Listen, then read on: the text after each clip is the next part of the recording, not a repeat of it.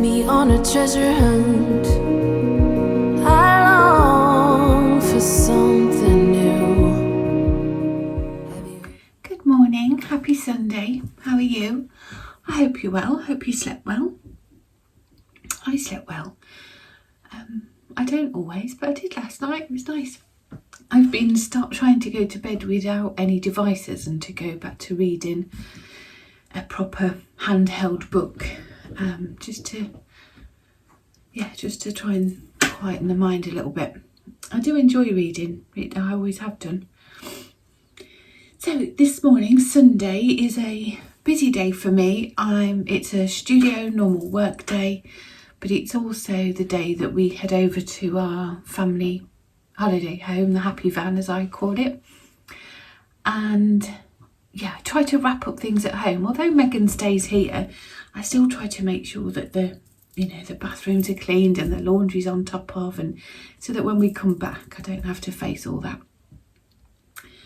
So yeah, Sunday mornings are a busy morning. But this morning I thought I would share some cooking with you, because so many of you left such kind comments yesterday and wanting to know about some cooking and sharing inspiration and ideas. And I'm totally the same. We fall into traps, or certainly I can fall into a trap of, we do this on a Monday, this on a Tuesday, this on a Wednesday, and it's nice to see what other people are making, isn't it? But this morning I'm going to be making some breakfasty type things. You may have picked up on from last couple of days' vlogs that I typically just have fruit and yoghurt for breakfast, and I love that. It's one of... He's gone upstairs. He's not allowed up there on his own. Hang on. I don't mind Jeff being upstairs on his own. I mean, he pretty much goes wherever he likes, but when Megan's not here, he knows. He's figured out how to open her door handle, and he knows if he gets in there unsupervised, there will always be some snacks or chocolate or something that he's not allowed. He's dead crafty. So we have to tie my dressing gown cord to the banister of the stairs, and then to Megan's door handle so he can't get in. Anyway, I digress. What were we saying? Yeah, so I always have fruit and yoghurt. I love fruit and yoghurt.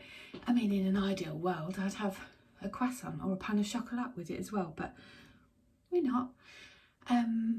But yeah, I just fancied making something that I could just like grab and go and just pick on when I'm at work if I need something a bit more substantial. I could even just stick it in my pocket and eat it when I'm out walking with Jeff. Not a breakfast bar like a granola-y sweet type bar, because if I'm going to have them, I want them with golden syrup, and I want them with, all the treats. So I thought about making a frittata type thing, which is just eggs really and some filling, isn't it? And then I'm going to bake them in the oven in some muffin cases. Just the little muffin cases. So that I can just pick up one at work or at home, whatever.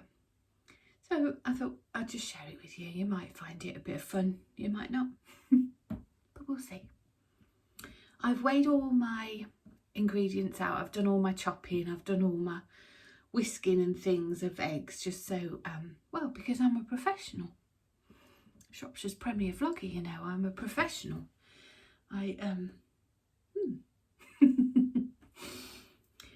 Yeah, I think it just makes it easier. Otherwise this vlog would go on for hours, wouldn't it? Right, let's get cracking. Got my pinny on and the new jumper. I'll tell you about that later. Right, so I'm going to get cracking. I'm going to pop a couple of eggs into my bowl. I'm going to call these muffins just for argument's sake, just because I don't know what to call them. But ultimately they're just a seasoned egg with a few other ingredients in them. To make a healthy, breakfast. Get down, darling. To make a healthy, grabbable, portable breakfast snack. So I'm just going to crack a couple of eggs into my mixer. I'll turn you around in a minute, you can see.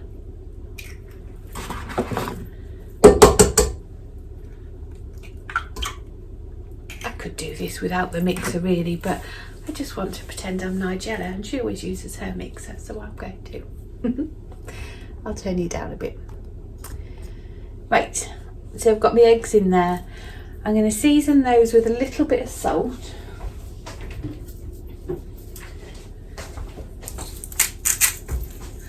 And just a tiny little bit of sugar, just to season them. I think it's important to season your food, isn't it, and your eggs. So just a tiny weeny bit of sugar to season them. There. As you can see, all healthy so far.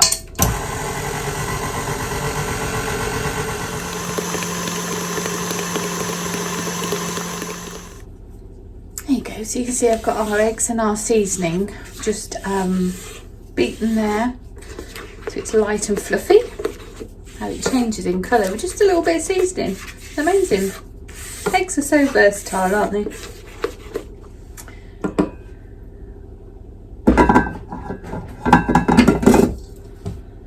Scrape that down, waste not, want not. So yeah, I've got my seasoned eggs in there. I'm now going to add in some of these quite unusual ingredients. I know on camera it might just look like flour, cocoa powder and baking powder, but it's not, you know. That's ground organic chia seeds. This flour is, it's from the Himalayas, and it's got healing properties like you wouldn't believe.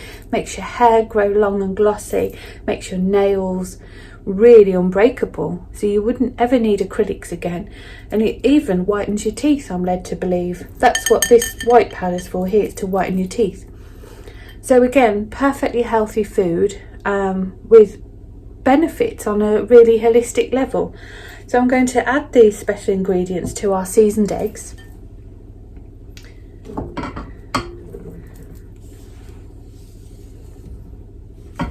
Obviously all these speciality ingredients I've done a lot of research for, and found the best ones that I think you can get.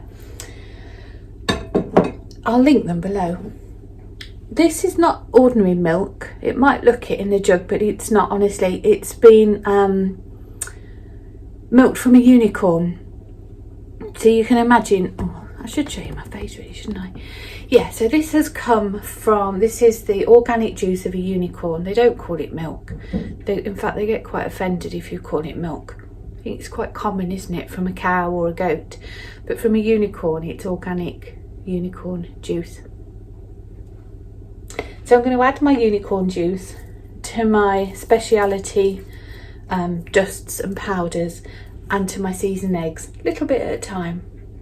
I must admit I should have alternated between the speciality dusts and the unicorn juice. I should have done them a little bit at a time. I got a bit excited. But nonetheless, we'll pop it in. I'll start the mixer up again. Have you seen Nigella use these ingredients? I haven't. I'm sure she does. Then again, Shropshire's premier vlogger is a trendsetter. So I'm just adding the unicorn juice a little bit at a time, just to incorporate those holistic powders into my seasoned eggs.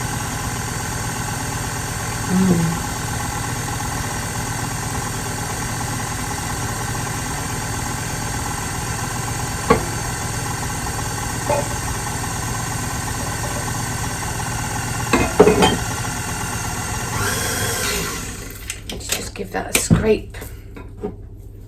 This unicorn juice is incredibly expensive, so you don't want to waste any. Just give my bowl a scrape.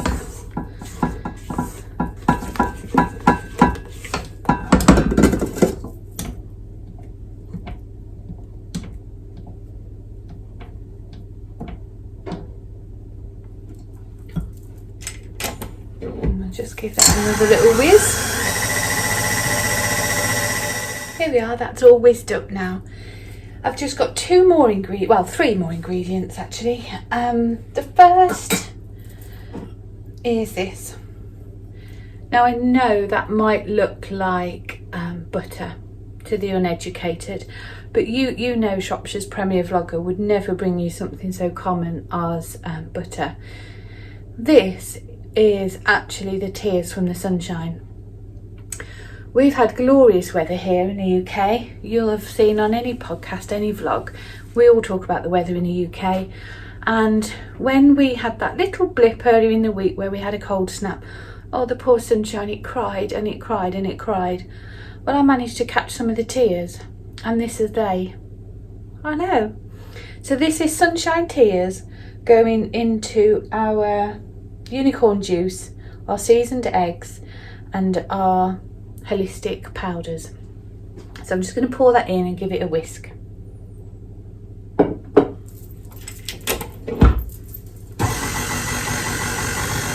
Just give it a drizzle, nice and slow. Sometimes for transportation you'll find sunshine tears in a block. Well, I just melted that in the microwave, in the microwave. Just melted them.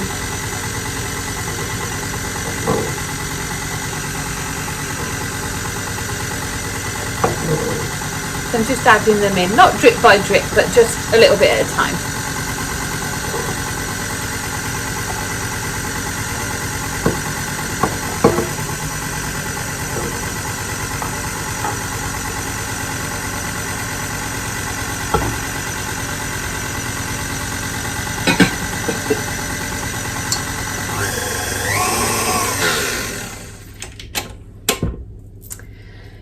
My penultimate ingredient is Sicilian oranges. Now in this bottle there is a whole oranges. I know, amazing. So this is one of your 5 a day, obviously. Yeah, it's one of your 5 a day. So again, perfectly in keeping with our health food here. Smells lovely. Just a splash.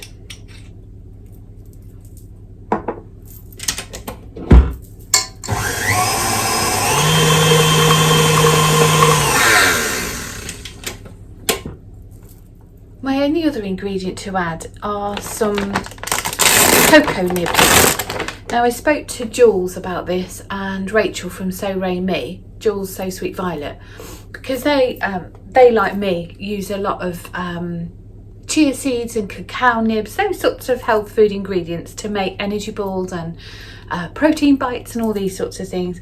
And I'm sure that they will be wanting this recipe. I think Jules made some stuffed dates, didn't she, the other day? So I'm sure this recipe will be right up their street. So I just wanted to make sure that I was getting the best organic cocoa nibs that money could buy, frankly. And I came up with these. Now it says Belgium chocolate on it. That's a lie. That's a lie. It's not. Look, these are delicious cocoa nibs. So I'm just going to put some of them in. Don't let people fool you with their marketing, my friend.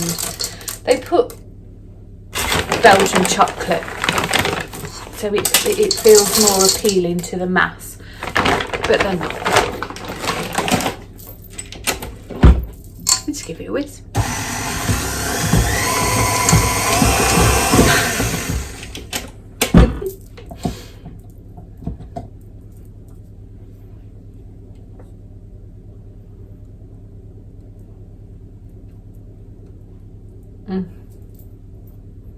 Does anybody else like licking the spatula and the thing after?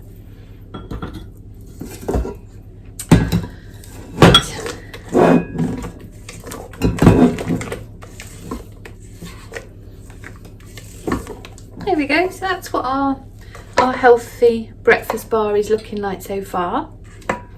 I'm just going to decant it into some paper cases and bake them in the oven. So let's have a look. I tend to pour my mixture into the jug that I had my unicorn juice in, just because I think it makes it easier to manipulate into these cases.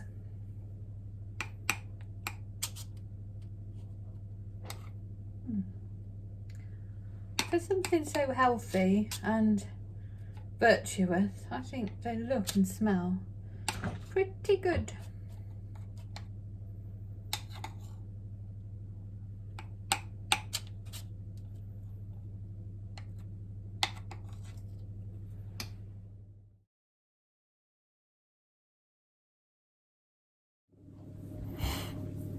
So did you like those special cakes? They're of course chocolate chip muffins, and they're from the Hummingbird Bakery Cookbook. I use this book ever such a lot. It was first published in 2009 and I bought it the second it came out, and it's covered in food, and that's the muffins, but look at all the stains and the food. If I can find it online, the recipe, I'll leave a link to it below.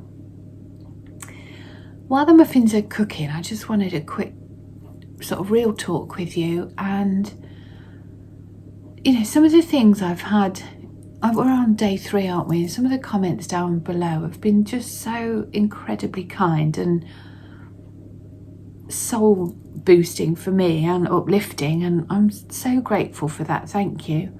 And some of the emails I've had and private messages, and I just feel the need to be transparent. And what I would just want to say is that, you know, we are living in such uncertain times. You know, we've got war in Europe. I'm not going to say political unrest or conflict. It is war. And yeah. And on top of that, our inflation and cost of living are just rising at an exponential rate. And a lot of people are really worried about that, aren't they? I have been, and certainly through March, I've done a lot of changes to our family household management. And that's always me that manages that side of things. And so I say this purely for context, this is not a woe is me, a pity party. I don't want any of that. This is just for context. That, like many, our fuel bill, our household fuel bill has jumped from £81 a month to £242 a month. And our works fuel bill has gone from £104 a month to £352 a month, which is massive, isn't it? And I mean, that's just one cost that's increased in the business. And that would be fine, except our yarn dye business, Lay Family Yarn, is a lot quieter this year than it has been so far through 2022. And that I totally 100% respect and understand why. Because we're all cutting back, we're all making choices, you know, and we've all got a stash, or most of us have a stash of yarn and knitting, and people are using it, and I'm the same, you know, we're all cutting back, aren't we? So why am I saying this? I don't know why I'm saying this. I just felt I needed to be transparent, and just to say that if you're feeling anxious or worried or vulnerable, you know, I'm here for you. I get it. I get it. I've really drastically given our household finances an overhaul. I've changed my shopping habits. I've gone back to going into the store shopping rather than just ordering online, with a very strict meal plan and shopping list. And we've really gone back to basics. We're cooking everything from scratch now, which typically I always did. Always. I love cooking, I love baking, but time was the issue. And certainly through COVID lockdown, as a business, we were incredibly busy, which I'm so grateful for, because during that time, it was just, the distraction was a true blessing. And yeah, it was then just easy to grab convenience meals, prepared sauces, or I never bought prepared meals particular, well, I might have bought an M&S lasagna and garlic bread instead of making a lasagna.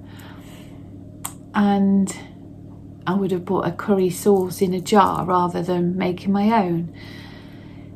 So ultimately this year we've gone back to what was our pre-pandemic norm, really.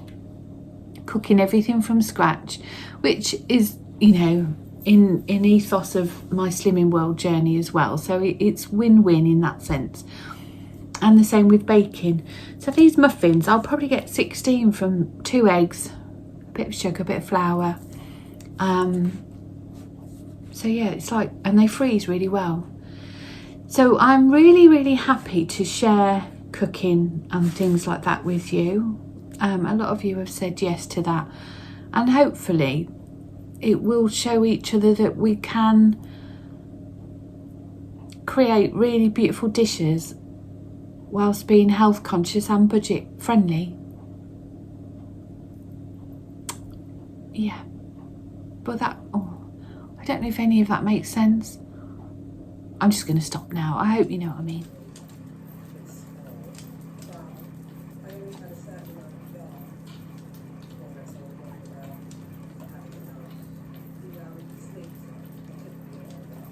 Hey everyone, you would have just seen me at work winding some mini skeins from a full skein into minis, and they're going to be part of the next Squiddle Village mini skein collection.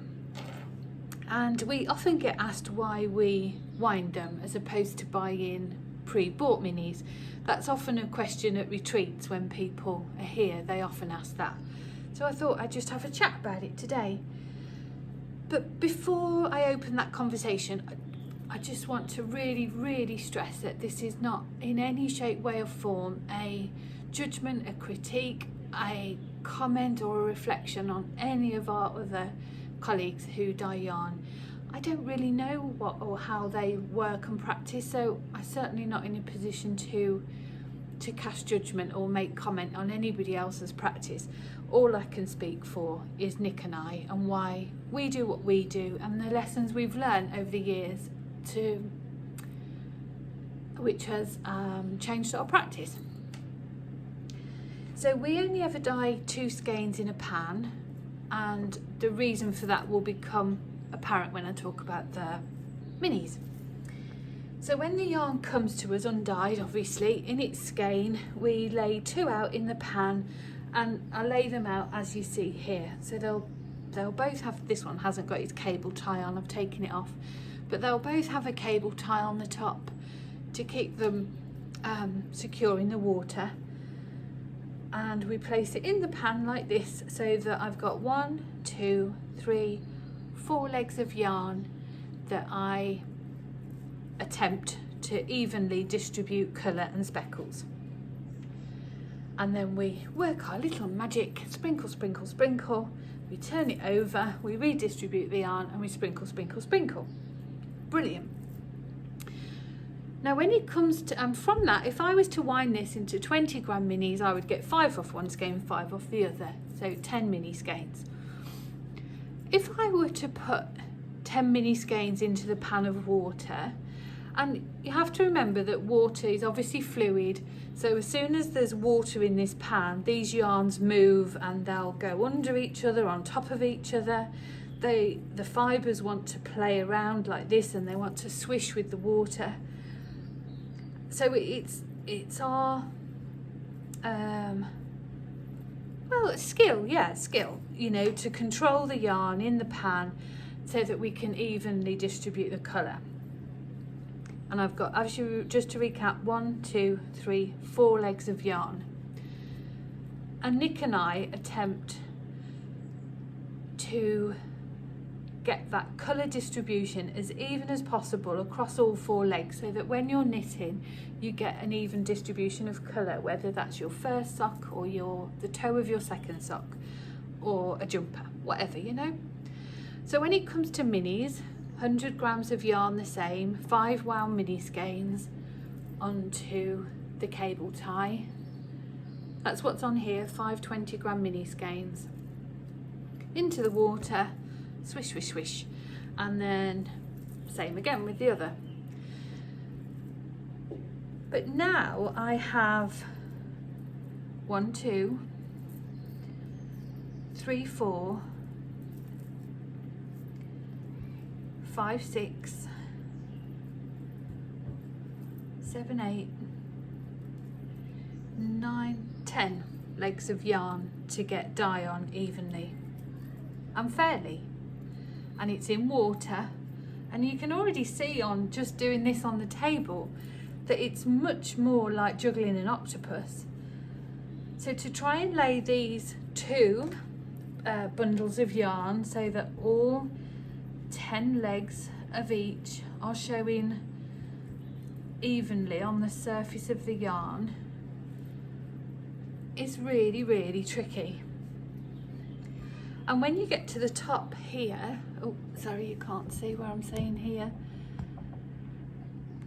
When you get to the top here where the cable tie is, they obviously want to bunch together where the cable tie is.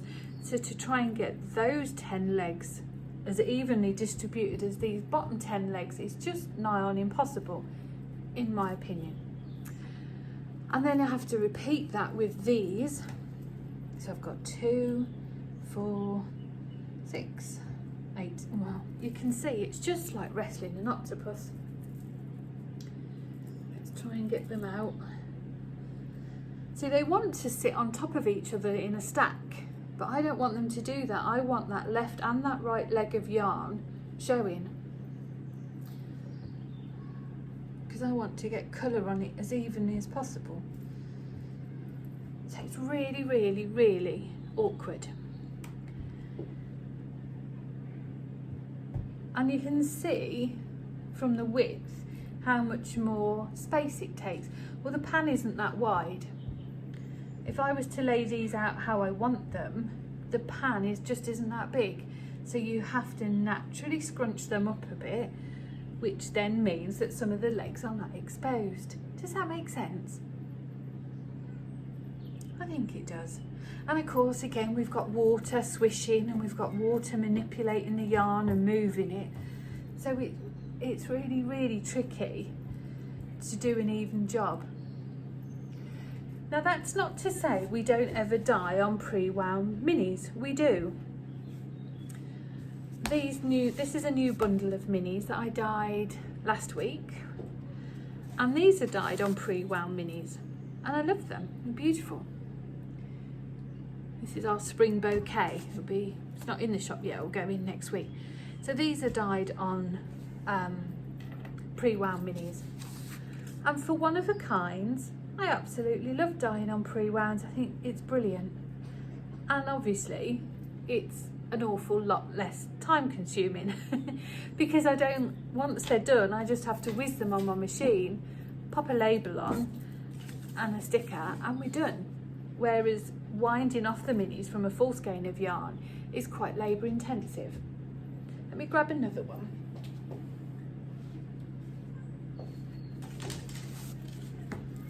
Lay them out in the same order.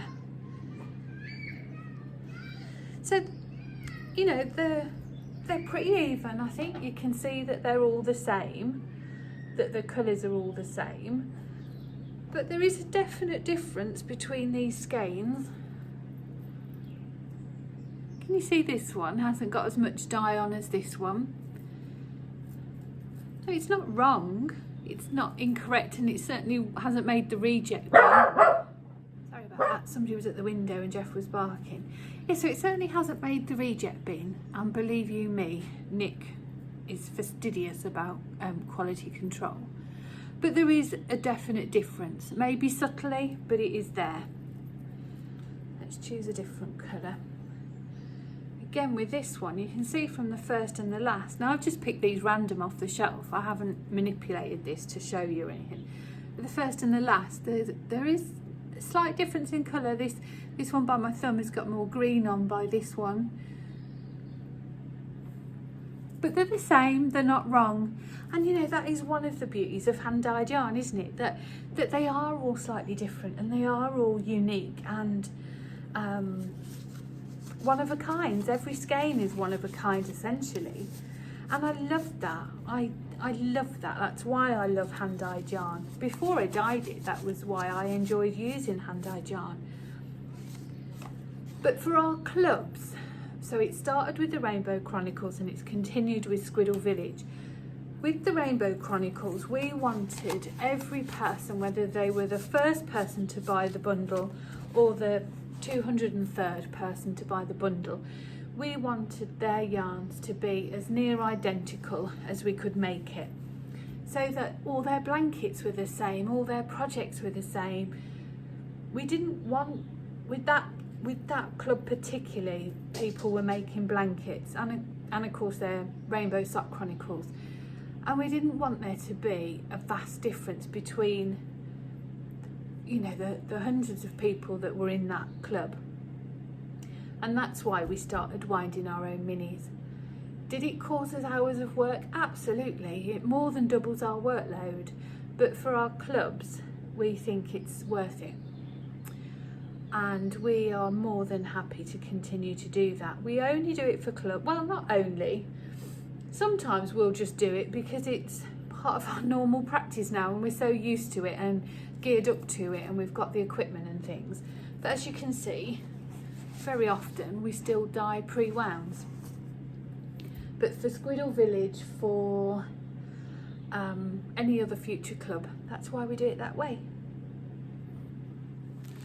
I hope that was useful for you. I hope that made sense and explained some of our working practices.